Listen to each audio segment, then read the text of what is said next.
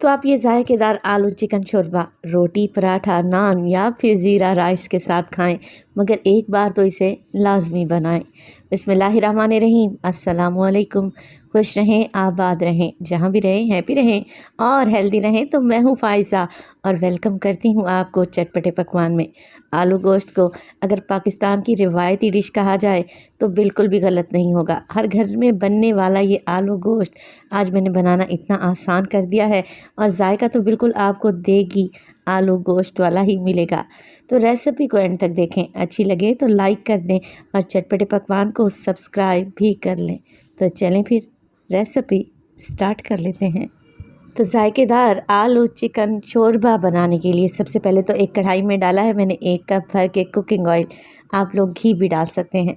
अच्छा, ऑयल में शामिल कर दिए हैं 2 मीडियम साइज़ के प्याज जिनका वज़न 150 ग्राम के बराबर होगा। प्याज को बिल्कुल बारीक सा स्लाइस करके डालें।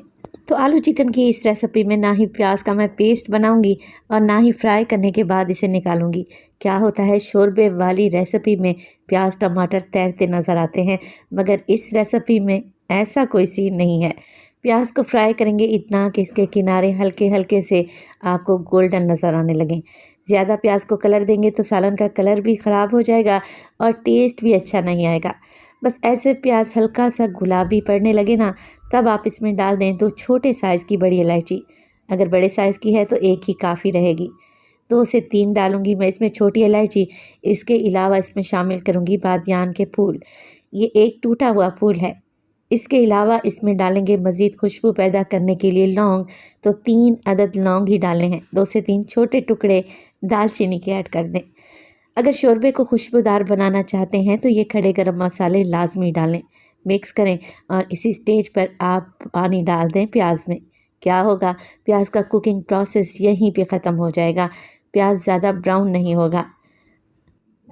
अच्छा, ये ख़ास टेक्निक है प्याज को गलाने के लिए। गर्मा गर्म प्याज में पानी डालेंगे ना तो प्याज सॉफ्ट होगा, जल्दी से गल कर घुल सा जाएगा। साथ के साथ डाल दिया है 1 टेबलस्पून मैंने अदरक लहसुन का पेस्ट और इसी प्याज में अब शामिल करूँगी मैं चिकन।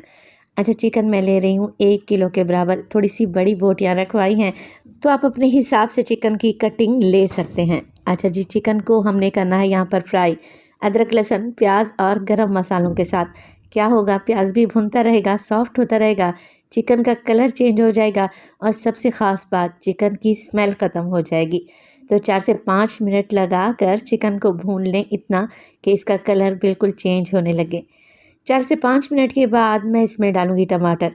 अब टमाटर लिए हैं मैंने 3 मीडियम साइज़ के जिनका पेस्ट बनाकर डाला है। शोरबे वाले चिकन में या ग्रेवी में जब टमाटर के छिलके मुंह में आते हैं तो बिल्कुल भी अच्छे नहीं लगते।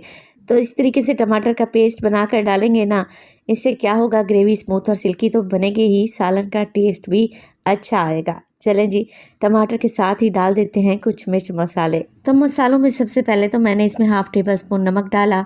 इसके अलावा शामिल करेंगे हल्दी 1/4 टीस्पून। कुटा पिसा हुआ धनिया डालेंगे इसमें 1 टेबलस्पून भर के। लाल मिर्च का पाउडर डालने लगी हूँ इसमें 1 टीस्पून और इसमें शामिल करूँगी कुटा हुआ ज़ीरा 1 टीस्पून के करीब। डालेंगे इसमें कश्मीरी लाल मिर्च का पाउडर, जिससे कलर बहुत खूबसूरत आएगा। अगर आप लोगों के पास है तो आप लाजमी डालें। तो देखिए, मैं टमाटर के साथ ही मिर्च मसाले इस वक्त ऐड कर देती हूँ। इससे क्या होता है कि टमाटर के पानी में ही मसालों का कच्चापन चला जाता है। अगर ऑयल में मसाले डालेंगे ना तो मसाले जल भुन जाएंगे, जिससे कलर भी खूबसूरत नहीं आएगा और सालन का जायका भी अच्छा नहीं आता। असल चीज़ तो सालन का जायका है। बस मसालों को मिक्स करेंगे और फ्लेम को देखें, अभी मैंने बिल्कुल लो रखा हुआ है। कवर लगाकर मैं चिकन को इन मसालों में और टमाटर के पानी में पकने के लिए छोड़ दूंगी 10 मिनट के लिए। तो तकरीबन 10 मिनट के लिए बिल्कुल लो फ्लेम पे मैंने चिकन को पका लिया। यकीन करें, इस वक्त जो खुशबू आ रही है ना, जैसे बिल्कुल घर में कोरमा बन रहा हो, इतनी ज़बरदस्त सी खुशबू आ रही है। प्याज जैसे इसमें घुल से गए हैं। चिकन भी तकरीबन 50% तक गल चुका है।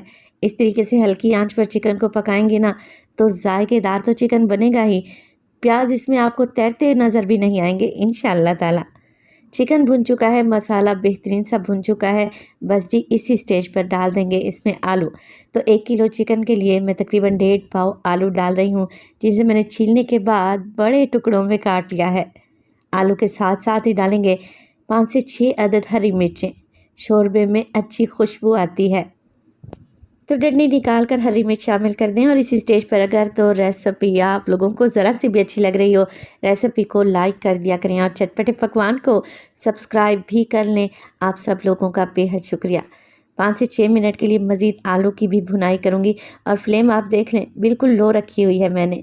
जैसे ही आलू भुन जाएंगे डालेंगे इसमें पानी, तो हस्बे ज़रूरत इसमें पानी डालें कि आलू भी गल जाएं और ग्रेवी भी हमारी बन जाए। तो मैंने तकरीबन इसमें 3 कप के बराबर पानी डाल दिया है। तो रेसिपी इस स्टेज पर अभी ख़त्म नहीं हुई, तो वीडियो को आप लोगों ने स्किप नहीं करना। एंड में डालूंगी इसमें ऐसा सीक्रेट इंग्रेडिएंट जिससे आलू गोश्त का जायका बिल्कुल देगी आलू गोश्त जैसा बन जाएगा इंशाल्लाह ताला। तो बस कवर लगाकर मैं पकाऊंगी इतना कि आलू गल जाएं और मुझे मेरी मतलूबा ग्रेवी भी मिल जाए।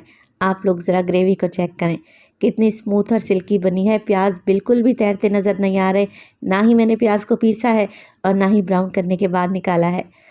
आलू को चेक कर ले, आलू भी गल चुके हैं। तकरीबन मैंने 15 मिनट के लिए चिकन को पका लिया था। चिकन के बड़े पीस हैं, अगर छोटे पीस हैं तो आप कम टाइम में भी आराम से बना सकते हैं। बस जी फ्लेम को ऑफ़ कर दें और डालें इसमें ढेर सारा हरा धनिया। तो देखिए फ्लेम को ऑफ़ करने के बाद जो सीक्रेट इंग्रेडिएंट का मैं ज़िक्र कर रही थी ना, वो है जायफल और जावित्री का पाउडर, तकरीबन 1/4 टीस्पून या फिर 2 से 3 चुटकी कह लें। ये डालेंगे ना गेम ही चेंज हो जाएगी। आलू गोश्त का जायका कोई इतना टेस्टी बनेगा, ऐसे लगेगा कि देग से अभी अभी सालन निकला है। आप इस रेसिपी को रोटी, चपाती, नान, पराठा के साथ या फिर उबले हुए चावल के साथ सर्व करें, खाकर मज़ा आ जाएगा। इंतहाई लजीज शोरबा तैयार होता है। तो रेसिपी बनाएं तो अपना फीडबैक लाजमी दिया करें। आपके एक प्यारे से कमेंट का मुझे इंतज़ार रहेगा। देखें लग रहा है ना टेस्टी। तो अपना बहुत सारा ख्याल रखिएगा। फ़ाइज़ा को अपनी दुआओं में याद रखिएगा। मुझे दीजिए इजाज़त। टिल देन अल्लाह निगहबान।